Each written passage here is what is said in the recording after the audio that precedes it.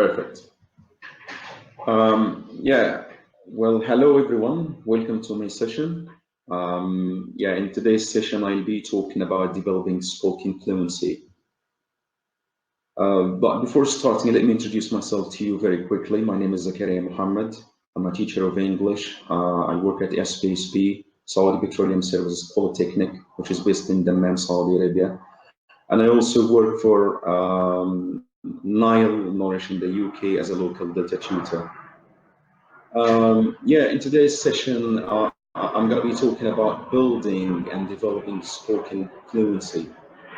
And I chose to focus on this area because I think it's really challenging for some of the learners.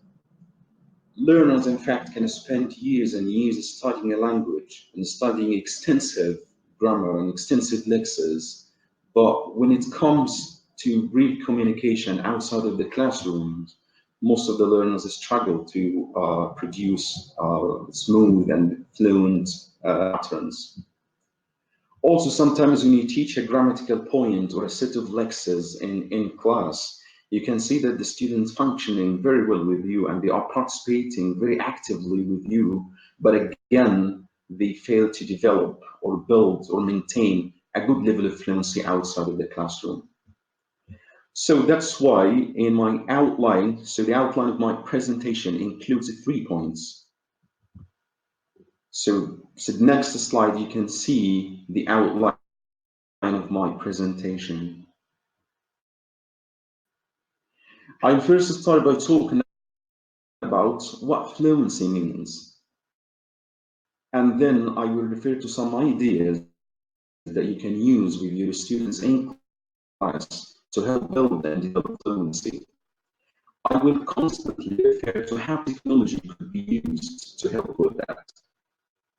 So let's start with the definition. In the next slide here, we can find what we mean by fluency. If someone is said to be a fluent language or speaks the language very fluently, so his utterance or his speech is expected to be natural, smooth, rapid, and effortless. What I mean here by effortless, if the speaker can use the... Bear with us, I think we've lost his internet. Zakaria, I'm going to mute your camera. Okay, no problem. Yeah, because... All right, the microphone should be back on. Sorry about that. Let's start now? Yeah, go ahead. Okay. So sorry for the failure in the connection. Yeah, the third slide. Good. So if someone is considered to be a fluent speaker or he uses the language very fluently, we consider the speech to be natural, smooth, rapid, and effortless rather than choppy. What I mean here by effortless is the students can find the right words and the right grammar to express their thoughts without having any difficulty. Then from this definition, we can determine what activities I can use with the students, what materials I should use with the students to build and develop his fluency. So I'm going to refer to 5 ideas that we could use with the students in class to help with fluency. So in the next stage here, on the next slide, you can see 5 ideas that I think that they could help with fluency. The first of these is exposure to authentic materials. This is very important for the learners to be exposed to real language because the authentic materials expose the learners to real examples of the target language. I'm going to speak about this in more detail later. Also, learning and memorizing lexical chunks rather than single word items. Also, the students would benefit from learning some communication strategies. And also having the students record themselves speaking is one of the greatest ways that helps the students to develop and build the fluency. And finally, I'm going to highlight the fact that the students need to develop some pragmatic competence to help with fluency. So let's start with the first point. Using authentic materials.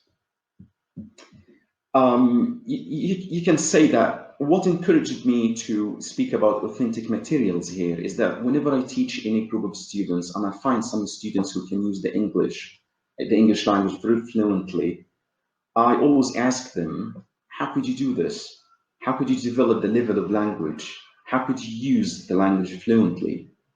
And most of the students who can speak English well, they always say that they watch movies, they listen to songs, they play online games. In other words, they are exposed to authentic materials. If this is the case, why don't we encourage our students to use authentic materials in class and then encourage them to build the habit of using materials, the authentic materials, outside of the classroom, which has really incredible impact on their fluency level. Luckily nowadays we have a lot of resources of authentic materials. So these resources could be online or even could be printed, newspapers, magazines, menus. Also, we have a lot of audio resources like the broadcasts, news broadcasts, radio programs, and also the students could use YouTube to listen to songs. Video, we have great resources for videos. Like I said, YouTube, and also we have here a very useful website called TED.com, which contains hundreds of talks. It contains covers a lot of topics, from science to technology to health to education to global issues. Also, one of the best resources for authentic materials for the students is talk shows, where the language is used naturally and spontaneously by the speakers. I believe that if the students are constantly exposed to the authentic materials, this will have a great impact on their level of fluency. But the question now is, how can you use authentic materials? Yeah, well, you could link the course book topic to one of the videos or to a newspaper article online and ask the students to go there and watch the video and also or to read an article about it, and then they come to class to lead a discussion about it. This is one thing. Or with lower level learners, you yourself as a teacher, you could choose a video and then put some questions in it and ask the students to answer it.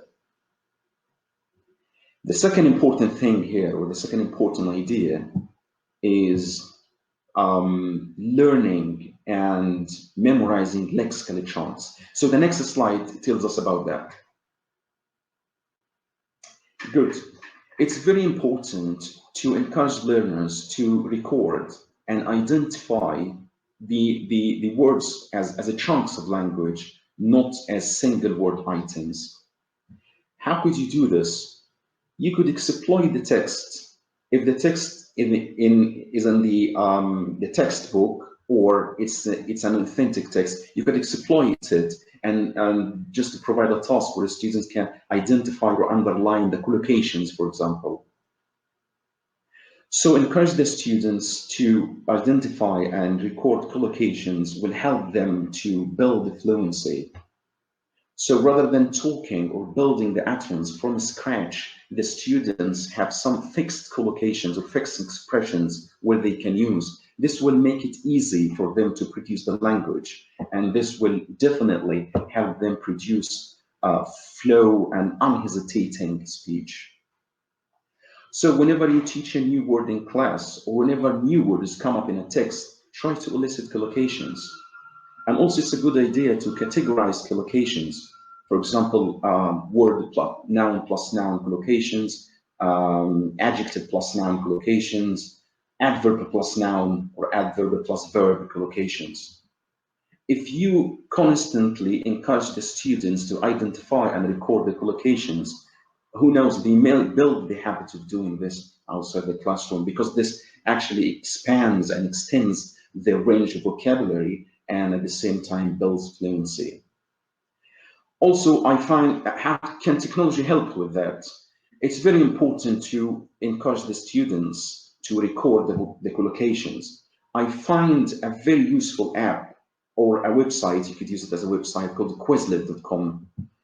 So whenever I teach any set of new lectures, I always encourage my learners to record the collocations on Quizlet. You have a lot of options. You could record the collocations along with their definitions or along with sentences, or even you could divide the parts of the speech of the collocations into columns, and then the students could revise from time to time. A very useful resource online, a website designed by Oxford University called Online Oxford Collocation Dictionary, where the students can just put the words in the dictionary and the number of collocations appear. So the collocation that students can have with this website is a lot.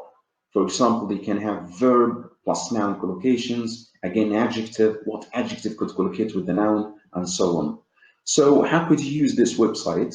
Again, when a new word comes up or when I teach a new set of lectures, I often give like this set of lectures to the students and ask them to go to visit this website, put the words and get the collocations and then put them in sentences.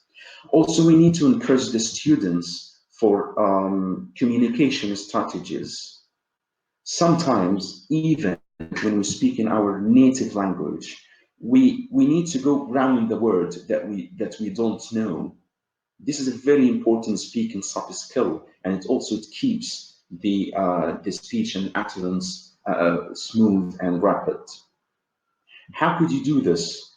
Again, whenever you teach a new word, try to elicit explanations, descriptions, definitions, and examples of the new words. Also, synonyms and antonyms. This will help the students when they suffer or when they don't know a word. They have something. They have to go around the word by finding synonyms, antonyms, or definition, or something like that. One of the greatest areas, or one of the greatest ideas that you can use with the students is to get them recording themselves. Have the students recording themselves speaking is a great way to build fluency, because it gives the students a sense of following their fluency practice. How could you do this in class? All what you need is to choose a topic, probably the topic of the course book, and then you do some kind of preparation, listening to some people talking about the same topic, focus on some key vocabulary or brainstorming ideas. Then you can ask the student to do the recording. So they can do the recording individually or in pairs or in groups. But the one that I really prefer is doing the recording in two pairs. Then you can give the student a chance to reflect on themselves. Yeah, we're short of time, so we're moving very fast. All what we've talked about earlier is about the linguistic competence. But now let's talk about some other competence that you need to focus the students on. For example, developing the pragmatic competence. What I mean by the pragmatic competence here is the student's ability to use the language appropriately in a manner that is appropriate to the context where the language is used. Two important ideas here that you can use with the students to develop this competence is role plays. It's really a powerful and engaging technique where the students can use them to develop their pragmatic competence. Put students into pairs and give them provide some inputs of the language that could be used in this setting. Because the students need to be aware of what language could be used in a business meeting, for example, and the language that could be used in a family meeting. The students need to be aware of what kind of language they could use it with someone they know and someone that they don't know very well. I think focusing on this developing on this pragmatic competence could greatly help the students with fluency. So again, guys, here we've just focused on 5 things. Here's the fluency seems to be challenged for many learners by but by exposing them to authentic materials, encouraging them to record lexical chunks rather than single word items, helping them with a pragmatic competence. All these would help to develop and build the fluency. Guys, for more ideas about building and develop fluency, please follow me on Twitter. And here is my email. Please contact me if you have any questions. Thank you very much.